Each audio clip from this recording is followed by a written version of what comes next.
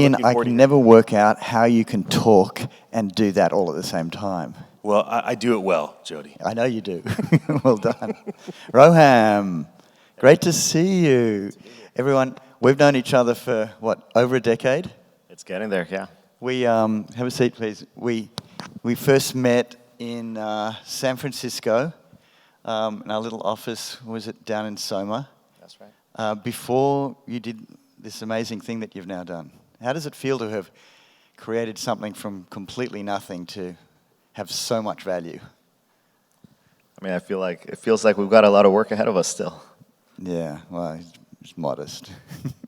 I mean, it's. I think. Everybody in this room and everybody in the NFT space, we grinded through a couple of other bear markets, and now we gotta do it again. But this time with a lot of momentum and with some of the smartest people in the world behind us. So, feels pretty good. But 10 years ago when I met you, none of this existed. Just tell everyone how big this has become. How many NFTs? What was the value of resale of NBA Top Shots, and how many people in your team? I mean, I think most people who here has an NBA Top Shot. Okay, well, not too bad.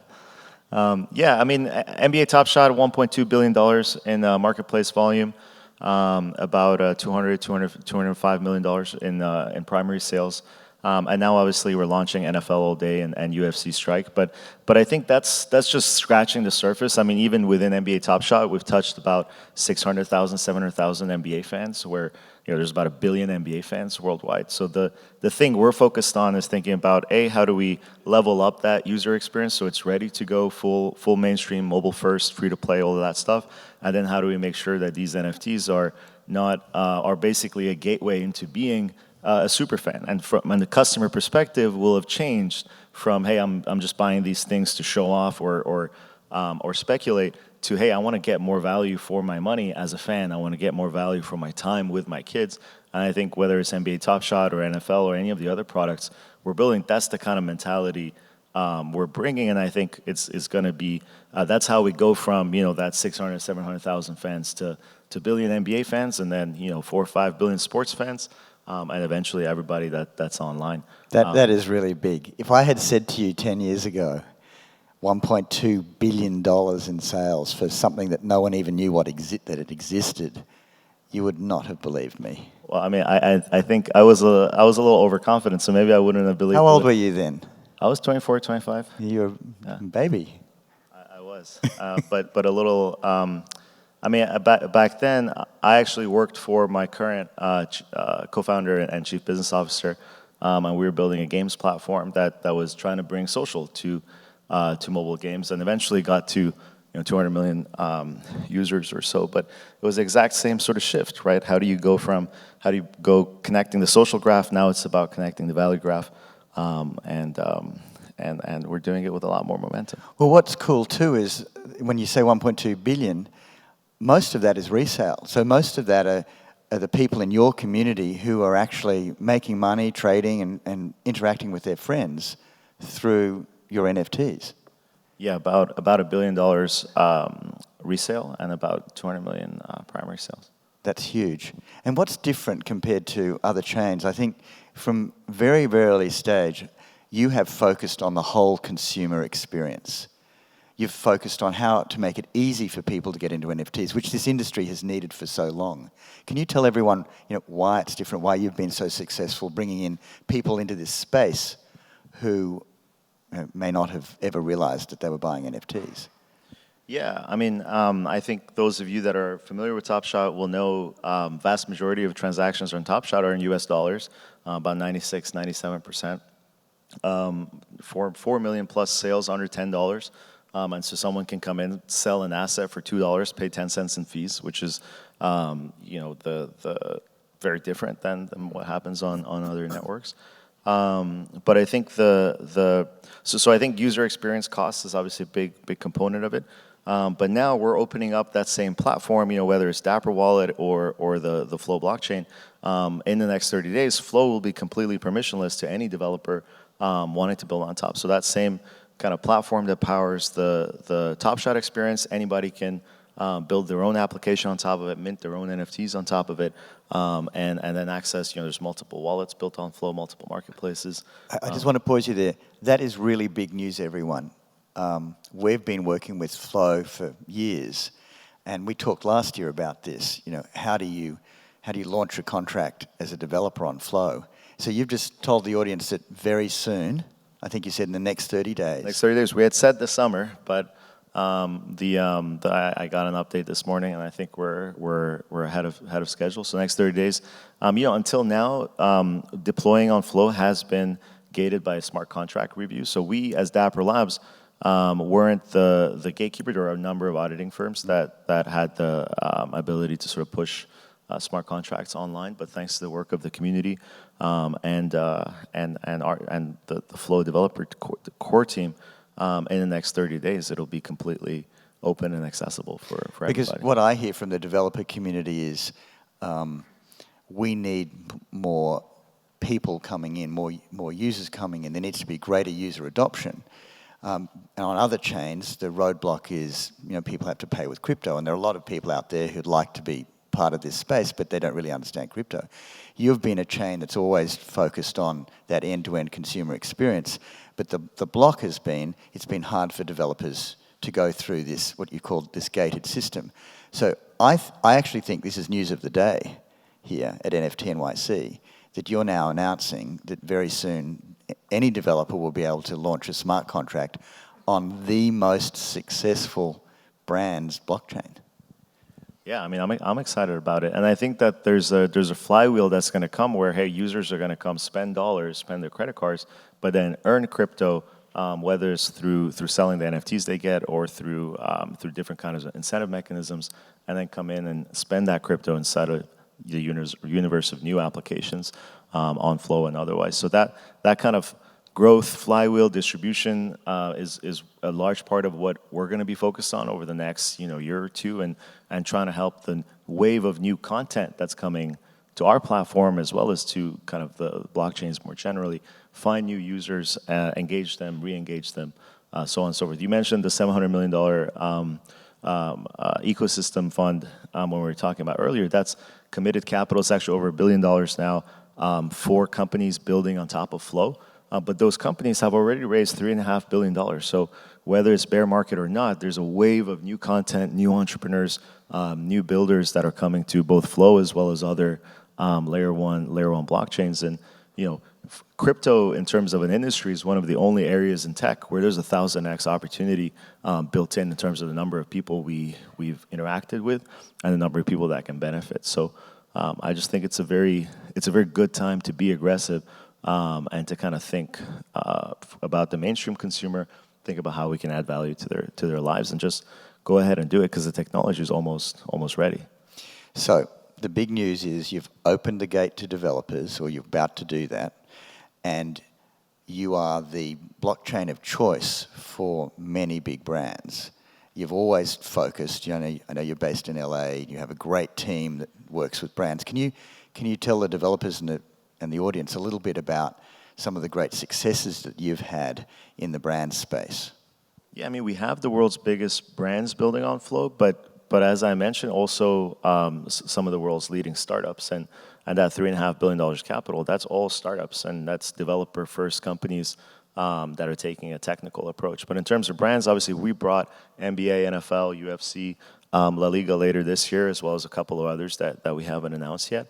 And then the rest of the communities brought folks like everyone from YouTube and Instagram and Shopify and some of the world's largest ticketing companies, et cetera, are building on top of Flow because that's where they see the mainstream consumer being, and they want a low-cost network that's also environmentally friendly. A big part of what's helped the conversation with the brands, because their communities care about it, is that minting an NFT on Flow costs less carbon than an Instagram post, a Google search. And so that kind of that understanding of, hey, what matters to their communities is what gets them excited about building with us. But I think it's important to recognize it's not just big brands, it's also independent startups, and increasingly it's creator platforms that'll let anybody come in and create NFTs for their communities and be able to sort of bring in new waves of users into our ecosystem. Why do you think the brands are choosing you over other blockchains? Well, I think, like I said, we're one of the only folks that has always had we're the only company that's always had a focus on mainstream consumers. And that end-to-end experience. The end-to-end experience, exactly. And the fact that Top Shot is one of the only ecosystem you can throw a Top Shot link out to any person, whether they like NFTs or not, and they should be able to go through that funnel, go through that flow, and be able to buy an asset without necessarily understanding before they do it, hey, what's the technology underlying it? They need to understand, why am I buying this thing, and what value do I get out of it? And so being able to offer that same kind of user experience to any platform, to any brand's communities, that's the first thing that attracts brands. And then they learn about the technology, they look at the ecosystem, they see the network of companies building on top of Flow, they realize, hey, everybody in this ecosystem is focused on the same audience we are. There aren't folks here that have this mentality of cash grab or whatnot. In fact, even through the bull market, we've stayed very focused on how do we get real value to real people, even leaving money on the table from a sort of either personal or a business standpoint. I think, and by we I mean the entire Flow community to an extent. So when you mentioned the bull market, though, you're really referring to the crypto bull market. Right. We have not seen anything like the change in the NFT space. We've seen crypto off significantly. But what we're seeing in the NFT space, we think, is that people are now very focused on creating and building. Are you seeing the same thing in your ecosystem? Yeah, I mean, it's sort of the cycles always happen this way, in the sense that when it gets very noisy, people get very focused on, hey, how do I jump on the latest train and kind of not miss out on the latest boat? Whereas when it gets less noisy, it's about, hey, how do I create real value? And I think that I'm to an extent excited for this period. But my guess is that the sort of crypto bear market won't be as extreme as what we're going to see in the wider economy, simply because there's so much built-in headroom for growth, and the in a lot of ways the technology, the content, the user experience, the people building, it's almost at that critical mass point where you'll start to see, wait, this thing's actually real. For the last year and a half, 2 years, everyone's heard NFT, and then but the communities that they can be a part of and the products that they can use, we're still incredibly early. Over the next 12 months, next 18 months, that's going to evolve quickly. So I think it's a time to kind of be very optimistic, very realist in the sense of, hey, our customers have a different mentality and investors have a different mentality, and your job is to be empathetic to the customer and then not run out of money. But by and large, this is the time to build and ship and grow. You mentioned Instagram a moment ago. I'm not sure that everyone knows what you're doing with Instagram. Can we talk about that? Yeah, I mean, this is public. So Meta has taken NFTs pretty seriously, even though they're obviously building their own reality labs and AR VR sort of ecosystem, et cetera. NFTs will have a place in that ecosystem, but the first product that they're shipping is within the Instagram universe, which is any creator. I think it's started to roll out to 1% of U.S. customers per week or per month, something like that. But creators will be able to connect their crypto wallets, and the first thing is just visualize what NFTs they have in their crypto wallets, and then be able to post, hey, this is a verified NFT. Over time, you can imagine this evolving to saying, well, that the painting I have on my wall, I can actually show it off to a lot more people in a very much more authentic way if it's a AR filter on Instagram or whatever it might be. And so, and in conjunction with Twitter, integrating NFTs, this is the first time that ever in software history, a customer can buy a digital asset in one product, and then take it, visualize it, and experience it in other products. And without those companies ever integrating with each other, without there being APIs or whatnot, and it's starting to kind of let people realize, wait, this is the point of Web3 and blockchain. It's not just, hey, I buy an asset, I flip an asset. It's that this asset lives in the open, anybody can build on top of it. And so it gets. But just to unpack what you meant about Instagram, did you mean that I could connect my Dapper wallet now and log in with that to Instagram? Is that what you meant? You can connect your Dapper wallet, and yeah, it'll show you the assets you own inside your Dapper wallet or your Instagram or your MetaMask. But my Dapper wallet already has the assets that I own. Correct. What's the benefit of connecting to Instagram? Well, because your followers are on Instagram. The people that you can and I hang can out then with. share. I can then share the contents of. Correct. I can tell people about it. Correct. Okay. Correct. And that's how we've always seen, like the collection page on NBA Top Shot.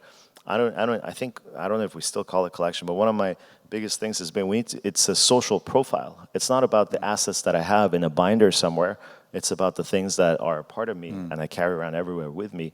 And it's a little closer to my Instagram page. This is who I am, the collection of these photos. This is who I am, the collection of these assets.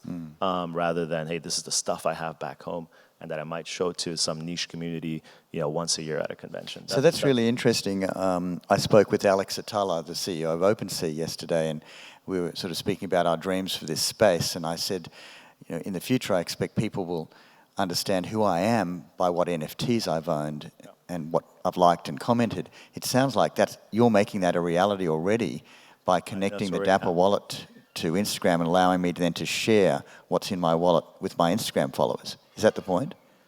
Yeah, I mean, I think that's already, that's what NFTs already are to the people that have NFTs. It's already who I am, and who I'm expressing it to is the folks in the Discord, et cetera. And how they see it is through my OpenSea profile or through my Top Shot profile. That's how it already is today. But I think, for the mainstream, they're already on Instagram, they're already on Facebook, they're already on Twitter. The thing that accelerates NFT adoption is saying, hey, here's my badge, and I can put it everywhere I am, right? If I wear Nike shoes, I don't just wear them in the Nike store. I wear them on every street, in every store. I can take them into an Adidas store, and that's what's real identity. That's what's real tribal membership. Is you can wear. I mean, you're wearing Nikes too, but if you were wearing Adidas, I was wearing Nikes. We would be making a statement about which communities we're a part of, and that's all NFTs are. That tribal thing, isn't it?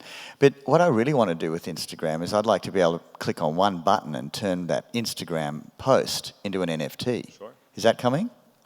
I mean, I can't comment on their roadmap, but as one of the leading creator platforms, every leading creator platform is asking the question: how do I make sure my creators create on my platform rather than going, minting the NFT somewhere else? Because if that creator platform becomes the source of these assets, then obviously it can also capture ongoing share of royalties, so on and so forth. So whether it's, what are the biggest creator platforms? Instagram, Shopify, YouTube, so on and so forth. And if you think about the sort of gate that's existed for creators to make NFTs today, and if you think about, okay, well, what happens if that goes away completely and a creator can instantly use their iPhone, make an NFT, and this is the key part, get a link that any one of their fans can simply click through and buy the asset as if it was an NBA Top Shot or a T-shirt, rather than, okay, the link I get is an OpenSea link. I post it somewhere. Wait, what is OpenSea? Okay, I need a wallet. Literally, the 90-something% of crypto user experience is still what it was back when CryptoKitties started. And sure, there's a credit card checkout, but where does my asset go?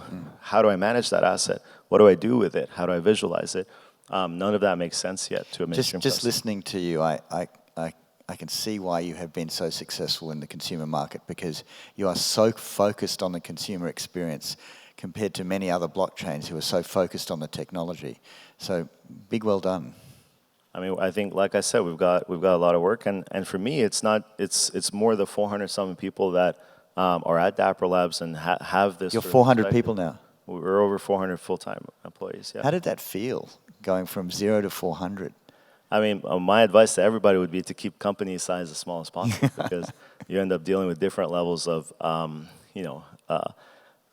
organizational challenges that. How do you personally deal with that? There must be hundreds of people in the company you've never met. We really try to get together in person as frequent. That's one thing we're trying to be religious about, is every team needs to get together once a month or at least once a quarter. And it's much better to spend time in person with folks. But we have a mission. We gotta liberate the digital world and make sure that life is increasingly digital. That's not going to change. Let's make sure it's free and open and transparent and creates opportunity for everybody. But with 400 people, you know, more than and your growth, more than half of them probably have been with you for less than 12 months. Three-fourths. We were about 100 people this time last year. So you've gone from 100 to 400 in 12 months. So there are 300 people who've never worked together before except for the last 12 months. How do they know what to do? Well, in a lot of ways, our teams we're not really a 400-person company. We're 400-person companies. And so each team is very focused, whether it's the sports studio, the platform growth team, the Flow core team, and then the Dapper Wallet folks. And each has a pretty strong leader. I've had my CTO and I have been working together for nearly a decade. My other co-founder and I worked for him 10 years ago, and now he leads platform growth for us. And the head of Dapper Wallet, she built the first version of Dapper on Ethereum. She helped launch CryptoKitties in the first place, so she's sort of seen every shift of the industry. And I don't know if folks remember, Dapper Wallet, we tried to pay for gas on users' behalf. We tried to do key recovery. We tried to do credit card integration, all on Ethereum. And the things that we hit our head against the wall are what people are suddenly saying, oh, wait a second, this is a blocker to mainstream adoption. And so I think the team we have is just absolutely stellar, and I'm grateful that they let me focus on the things I'm good at, and then take the company to the next level. Someone asked Alex yesterday how he personally dealt with the stress of that high growth company. Can you tell our audience, our community, how you look so calm. You told me you got to bed at 4 a.m. in the morning. Yeah, it's rough. We had our event last night at the Box, so it was a late night. But so you're just half asleep. more or less.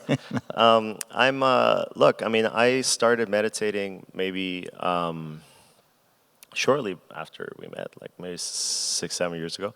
That's the only way I can sort of stay focused on the things that matter, because at any startup ever, 90% of things that you could do that week, 99% of things you could do that week don't matter. But that 0.5% of things. Really, so just that thought that maybe 90% of what you doesn't it's really. It's just all noise. That's liberating.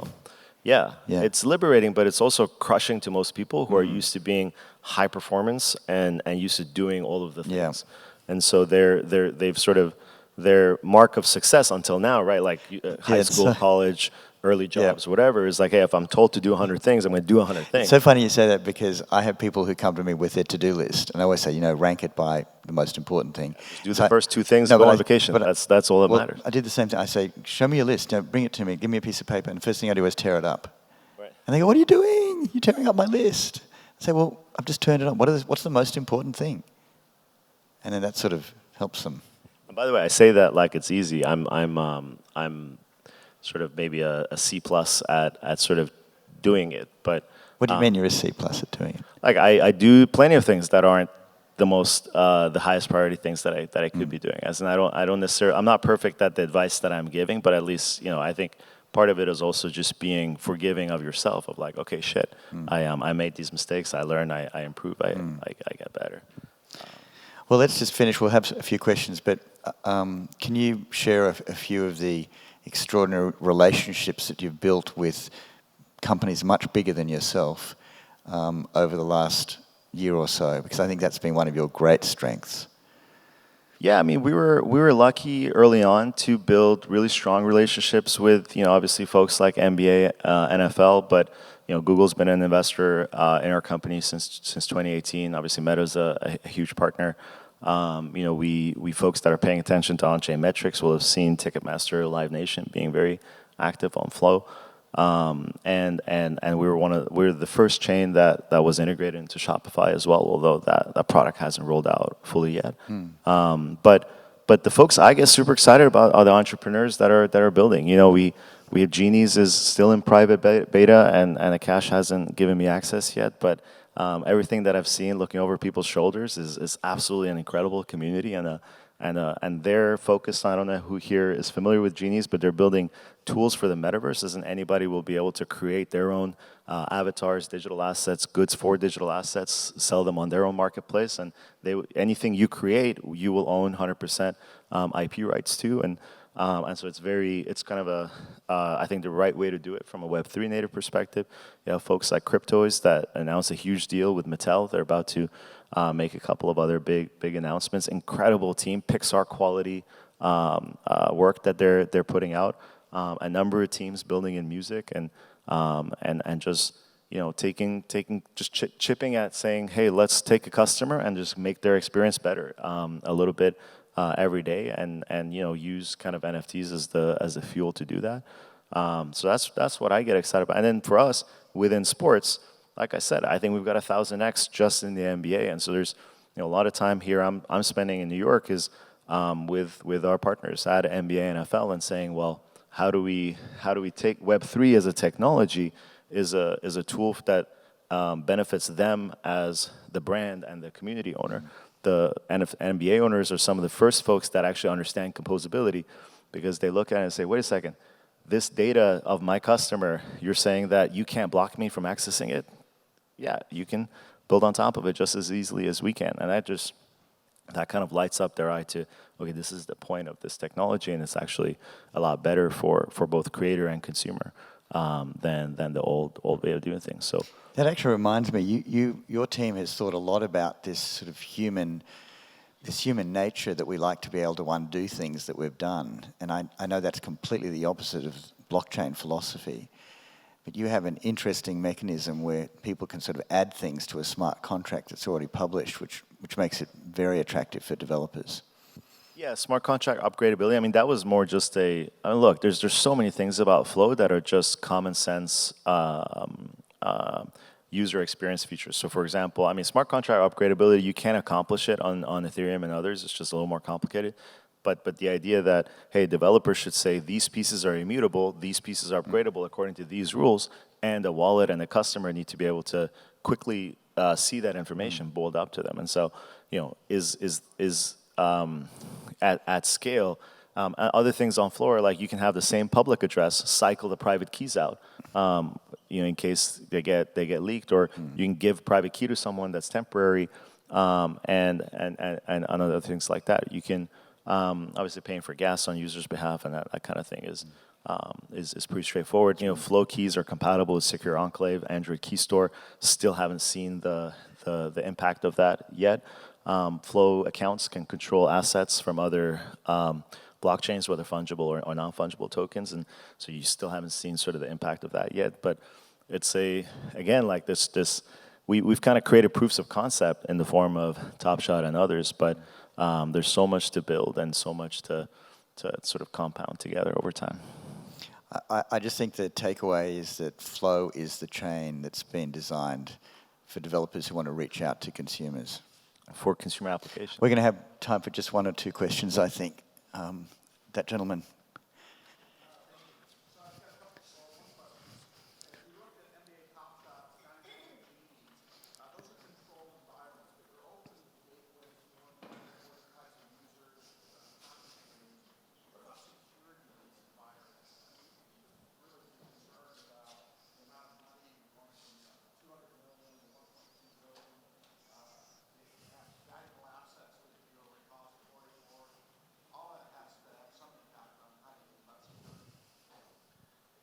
So I think maybe I'll repeat the question back for everybody. The question is basically, as we're growing fast, as we're, letting more the sort of blowing open the gates and letting anybody build on top of the network, are we concerned about security? How do we think about security?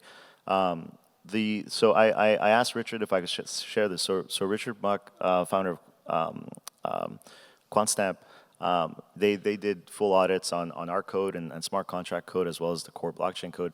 And said the code is by far more secure than any other blockchain they've ever reviewed, and that the cadence, the programming language that the team created for smart contracts on Flow actually makes their job, it sort of removes vast majority of complexity in their job, and that's exactly why we built Cadence in the first place.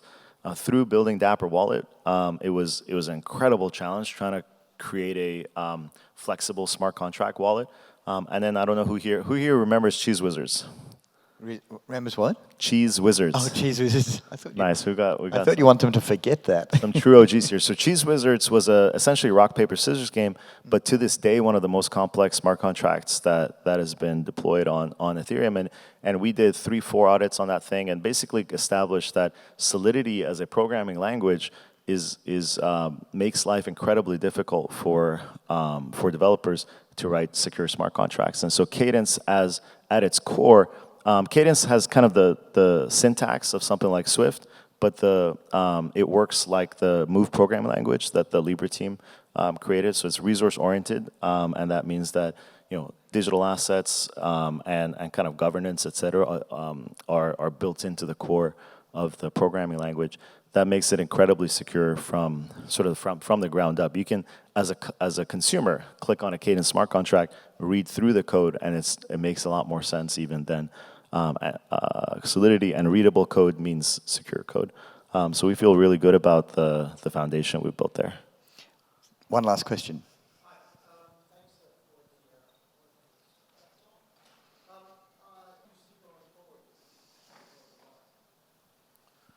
So the question is, how do I see Web3 or NFTs impacting art? And I think, that's in a lot of ways part of the things that get kicked off the last wave. I think you guys all know about Mike, who spent 10 years posting artworks every single day to Instagram, building up millions of followers, creating tons of engagement for Instagram, and not making a dollar. But as soon as he started engaging in NFTs, $100+ million in sales. Of course, I'm talking about people. And so the impact on the art world from a sort of dollars and cents perspective has already happened. Digital artists were folks that for most of the internet had absolutely no way to monetize their own creations, and were throwing things up, whether it's on Instagram or DeviantArt before it, and now have a very direct monetization channel. Now, how do you then folding that into physical art, thinking about custody, thinking about securitizing assets that already exist, but making them more transparent, making it more programmable, letting people hold assets in a certain place, but then use them as collateral for other things. That's only starting to, that wave is only starting. Another thing that I truly believe is, just like every piece of information that matters is online, every asset that matters will be on chain. Most assets in the world are non-fungible, and so they will be represented as NFTs. So physical art is obviously a component of it. A project that's going to be going live on Flow. I think Maurice was on stage yesterday talking about, is Seeds of Happiness, where it's sort of a Damien Hirst style physical digital integration, but both the physical asset and the digital NFT will have inherent value, and so it's part of showing the world, okay, you can have a physical thing in your house, but you can actually show off the digital thing to way more people on your Instagram profile, and it's the thing that gets you access to events and being a member of a community and all of these things. So I think it's just beginning. Roham, I'd like to finish by saying you have been an incredible supporter of this community since day one. I'm just reminiscing on our very first conference. The community's been a great supporter of us. Well, at our very first conference, I dressed up as a crypto kitty. They gave me a onesie, in fact, and you may forget this, but you gave me a onesie and you gave me 5 onesies that I then gave away to the audience. And I'm very annoyed because I can't find my onesie. So thank you for the onesie 4 years ago, and thank you for supporting us every single year. It's a joy to have you back. Thank you.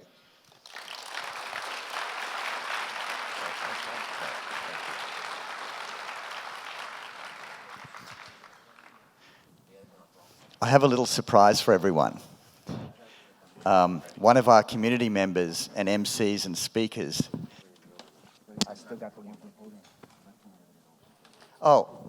Actually, if they turn off the mic, it's okay, because I love this theatre. It was built 100 years ago when people didn't have microphones, and I could actually talk to you all, I think. You might be able to. But anyway,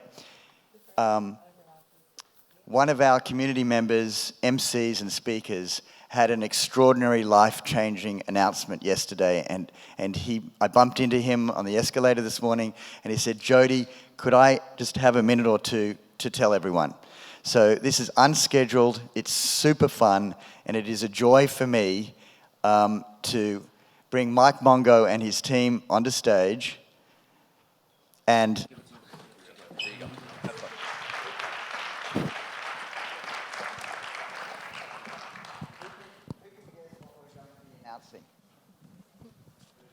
I mean, you better be a good guesser.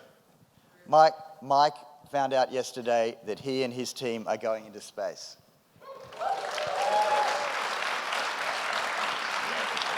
Thank you very much.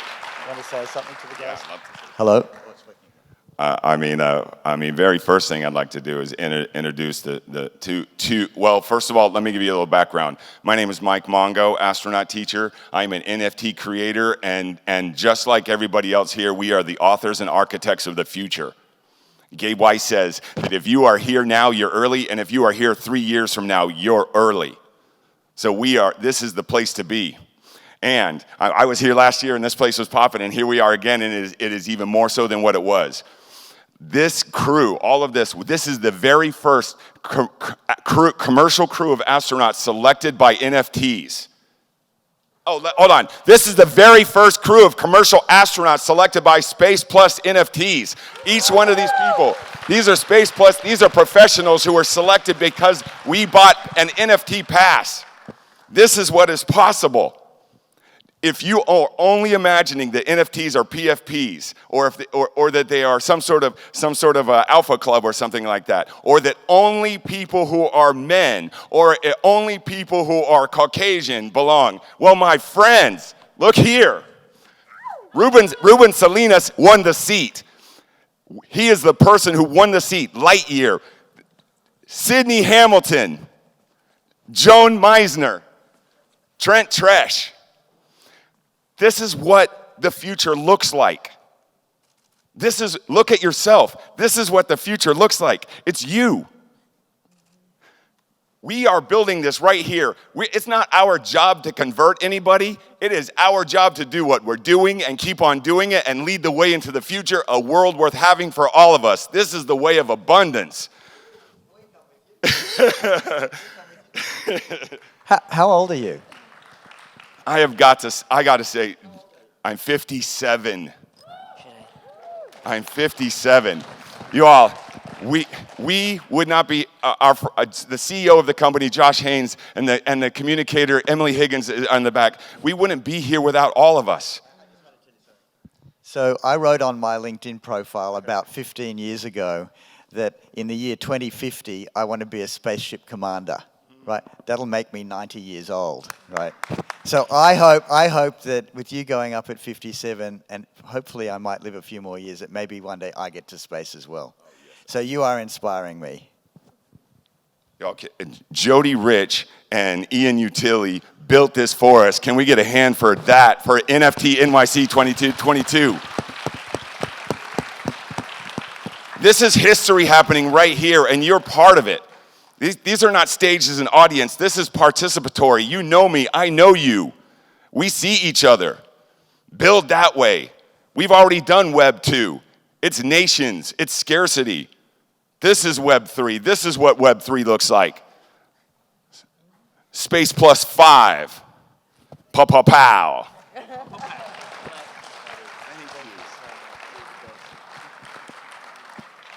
You forgot to mention Cameron as well. Cameron was also the co-founder. It's all good. I talked to Cameron like he's a regular human. Oh my gosh. Thank you. Thank you very much, everyone. Let's hear it for Mike. NYC 2022. Space plus 5. Pow.